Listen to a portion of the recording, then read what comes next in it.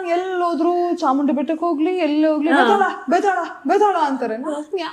ಬೇತಾಳ ಬೇತಾಳ ಅಂತ. ಸೊ ಅದೆಲ್ಲ ಅವರೇ ಮಾಡ್ಕೊಂಡಿದ್ದೆ. ಅಂಡ್ ನಾನು ಒಂದಿಷ್ಟು ಆ್ಯಡ್ ಮಾಡಿದೆ.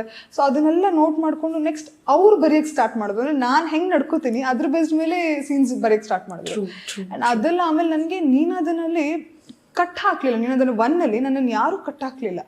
ಹೆಂಗೆ ಬಿಟ್ರು ಅಂದರೆ ಚಲೋ ಏನು ಬೇಕು ಅದು ಮಾಡು ನೀನು ಅಂತ ಹೇಳಿ.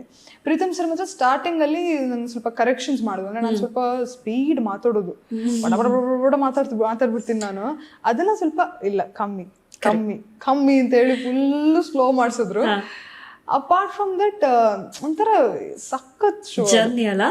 ಓ ತುಂಬ ಶೋ. ನಾನು ಇವಾಗ ಏನು ಪ್ರಾಜೆಕ್ಟ್ ಮಾಡ್ತಾ ಇದ್ದೀನಿ, ನೆಕ್ಸ್ಟ್ ಫ್ಯೂಚರ್ ಪ್ರಾಜೆಕ್ಟ್ಸ್, ಅದರಲ್ಲೂ ಒಂದೆರಡು ನೀನಾದನಂದ್ರೆ ನನಗೆ ಸಿಕ್ಕಿರೋದು.